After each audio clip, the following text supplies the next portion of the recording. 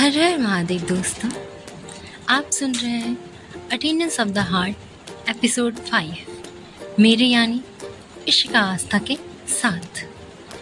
शाम का वक्त, खनक का घर।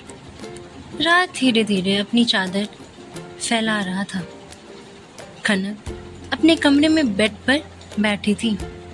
डायरी खुली हुई थी, पर आज लफ्ज़ कम पड़ रहे थे।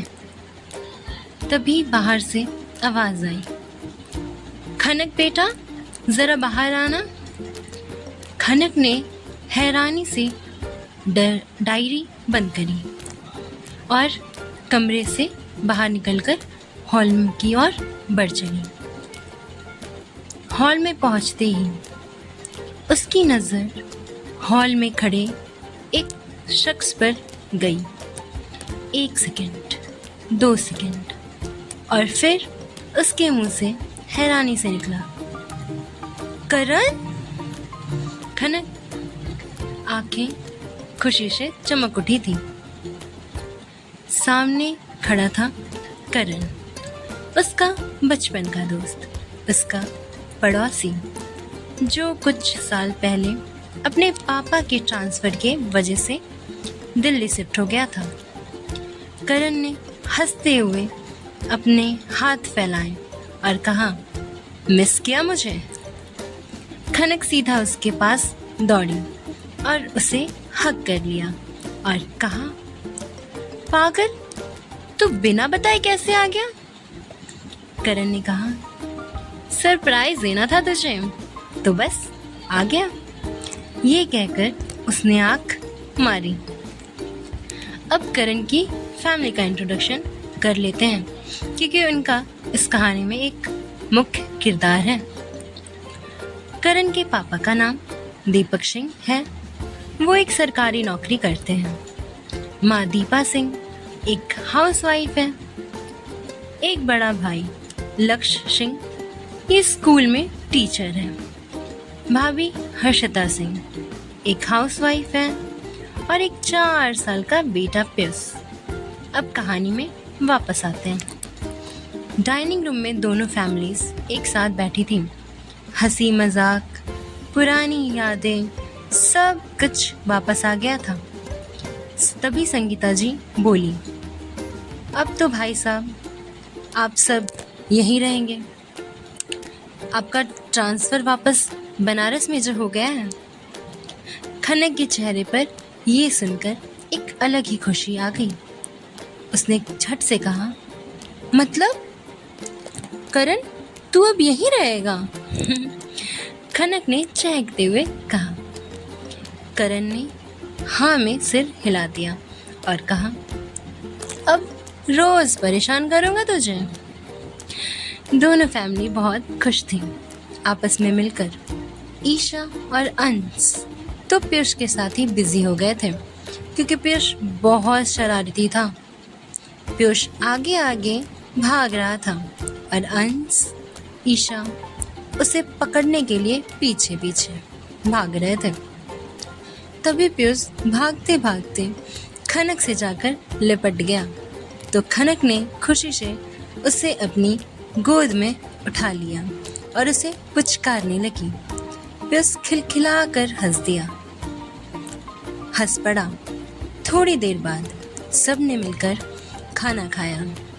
डिनर के बाद करण ने डाइनिंग टेबल को अपने हाथों से बजाते हुए कहा, एवरीवन लिसन है, चलिए सब कोई घाट पर घूमने चलते हैं, बहुत दिन हो गए। तभी सभी बड़ों ने तो कह दिया, भाई इस उम्र में हमसे ना हो पाएगा, तुम सब बच्चे ही घूम आओ। थोड़ी देर में खनक, करण, अंश, ईशा, लक्ष्य, हर्षिता, पियूष, पूरी मंडली सभी घूमने के लिए घाट की ओर चल पड़ते हैं। खनक ने अभी सिंपल सा शॉर्ट लाल रंग की पतली बाजू वाली शॉर्ट कुर्ती और नीचे हरे रंग की पटियाला पहनी हुई थी। घाट पहुंचकर वो वहाँ के सीढ़ियों पर बैठ गए और गंगा माँ को देखने लगे। तभी करण बोला, याद है हम यहीं से पानी में पैर डालते थे। खनक हंसी और कहा, और तो गिर गया था, और आंटी ने तुझे कितना डांटा था। दोनों जोर से हंस पड़े। तभी करण ने खनक के बाल खींचकर सीढ़ियों पर इधर से उधर भागने लगा। खनक को बहुत चिढ़ मच गया करण की इस हरकत से। वो झट से खड़ी हो गई और करण को पकड़ने के लिए उसके पीछे पीछे भागने लगी। करण के बच्चे, आज मैं तुझे छोड़ूंगी नहीं, जब देखो तब मेरे बाल खींचता रहता है, खनक ने गुस्से से कहा। करण अभी भी उसे चिढ़ाते हुए इधर से उधर भाग रहा था और धीरे धीरे ईशा, अंश, पीयूष सभी करण को पकड़ने के लिए उसके पीछे भागने लगे। लक्ष्य और हर्षता एक दूसरे के बाहों में बाहें डाले उन सबको मस्ती करते हुए देख और हंस रहे थे। करण को आखिर में सब ने पकड़ ही लिया और उसे हल्के हल्के हाथों से मारने और गुदगुदाने लगे। करण का तो हाल उन चारों ने कुछ ही मिनटों में खराब कर दिया था। करण ने अपना हाथ जोड़कर कहा, बस कर माता, अपने इन सेनाओं को रोक दे, मैं हार मान गया। फिर सभी ने उसे छोड़ दिया और सब एक दूसरे को देखकर हंसने लगे। आसपास के लोग भी उन्हें ही देखकर अपने समय को याद कर रहे थे। थोड़ी देर में वो सब कुछ खाने के लिए निकल पड़े। सब चाट वाले के पास पहुंचे। भैया 7 प्लेट टिक्की लगाना, एक्स्ट्रा चटनी के साथ, खनक ने चहकते हुए ऑर्डर दिया। करण बोला, तू अभी भी ये इतना खाती है? खनक ने उसे घूरते हुए कहा, तू अभी भी इतना बोलता है? दोनों फिर एक दूसरे को घूरते हुए झगड़ने लगे। तभी हर्षिता ने कहा, चुप हो जाओ दोनों, आसपास देखो तो हम कहाँ खड़े हैं। दोनों हर्षिता से मीठी डांट सुनकर चुप हो गए। तभी कुछ मिनट में दुकान वाले ने उन्हें उनका प्लेट दे दिया, लेकिन खनक और करण को अभी भी चैन नहीं था। वो दोनों एक दूसरे के प्लेट से छीन छीन कर खा रहे थे, हंसी मजाक कर रहे थे, थोड़ा एक दूसरे को धकेल रहे थे, थोड़ा ड्रामा कर रहे थे, जैसे बचपन वापस आ गया हो। और सब उनकी हरकतों पर हंसे जा रहे थे, क्योंकि वो सभी जानते थे ये दोनों ऐसे ही हैं। थोड़ी देर बाद वो सब आइसक्रीम की स्टॉल पर गए और अपनी अपनी मनपसंद आइसक्रीम खाने लगे। तभी अचानक से खनक ने करण का फेवरेट चॉकलेट आइसक्रीम, जिसे वो चाव से खा रहा था, उसे छीन लिया और वहाँ से भागने लगी। करण भी उसे पकड़ने के लिए उसके पीछे पीछे भागने लगा। वो दोनों भागते भागते बाकी सबसे बहुत दूर निकल गए थे। तभी जो खनक अभी भी भाग रही थी, उसका हाथ करण ने पकड़ लिया और कहा, अब कहाँ भागेगी छिपकली, चल मेरा आइसक्रीम मुझे वापस कर। खनक जो अपना हाथ उसे छुड़ाने की कोशिश कर रही थी, उसने कहा, नहीं दूंगी आज तुझे खाना आइसक्रीम, तूने मुझे बहुत परेशान किया है। करण ने कहा, मैं भी देखता हूँ तू कैसे नहीं देती है।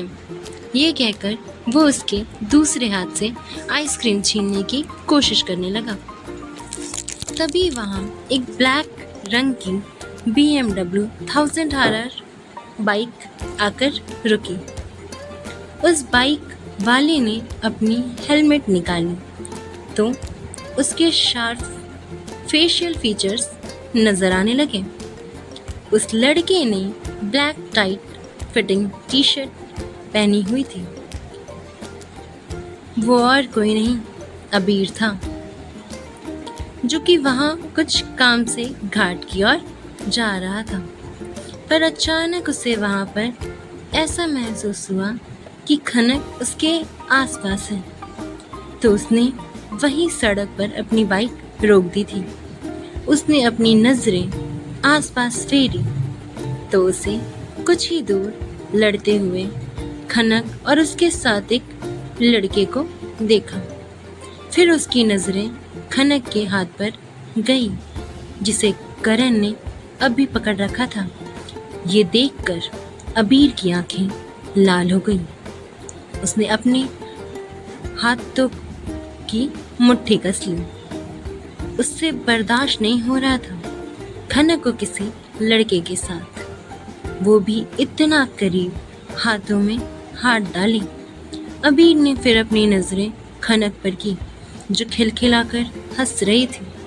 अबीर ने दांत खींचते हुए धीरे से कहा, कौन है ये लड़का और ये लड़की इसके साथ इतना कंफर्टेबल कैसे हो सकती है, और ये इतने रात को यहाँ क्या कर रही है। अबीर ने खुद को बहुत मुश्किल से बर्दाश्त कर रखा था। उसका तो जी चाह रहा था कि करण को अभी उससे अलग कर दे। अबीर ने फिर से अपने मन में कहा,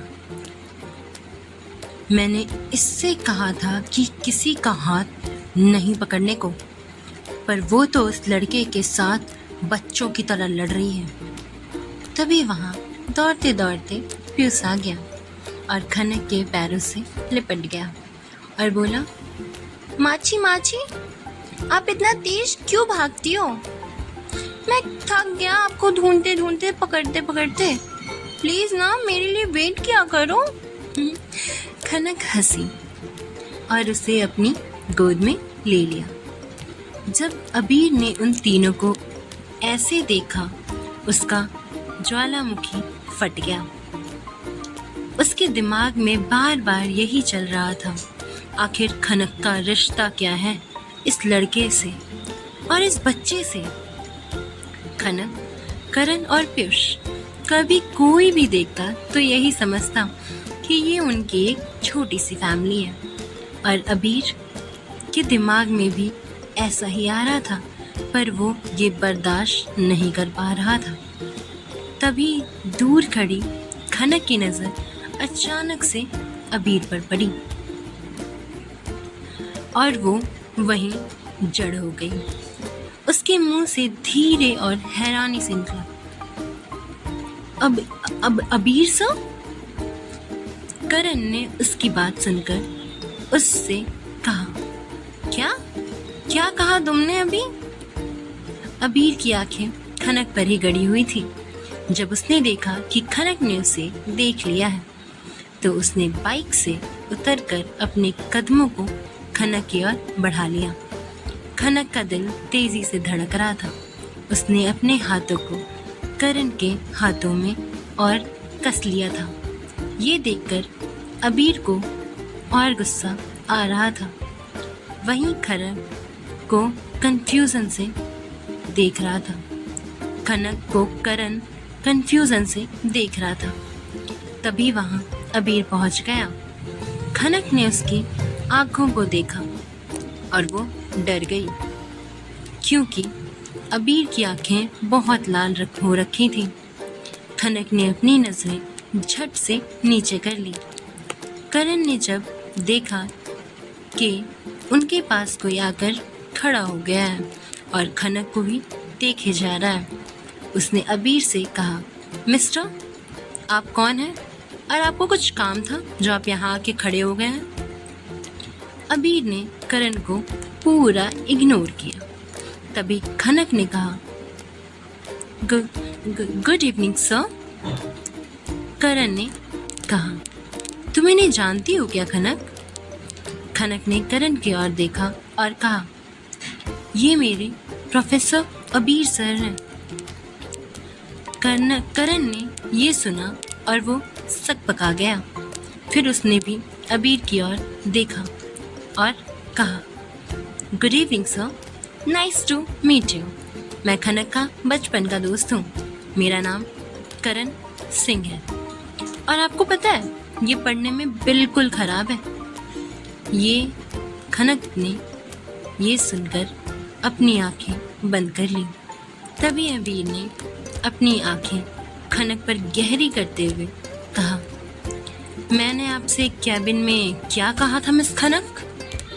ये सुनकर खनक के दिमाग में वो बात आ गई जो उसे अबीर ने लास्ट में कही थी, नेक्स्ट टाइम किसी और का हाथ पकड़ने से पहले सोच लेना। जैसे ही उसे ये याद आया उसने झट से अपना हाथ करण के हाथ से छुड़ा लिया। करण ने उसकी इस हरकत पर ध्यान नहीं दिया। खनक के हाथ हटाते ही अबीर के चेहरे पे हल्की सी शातिर मुस्कान आ गई जो उसने उनके नजरों से छुपा भी ली।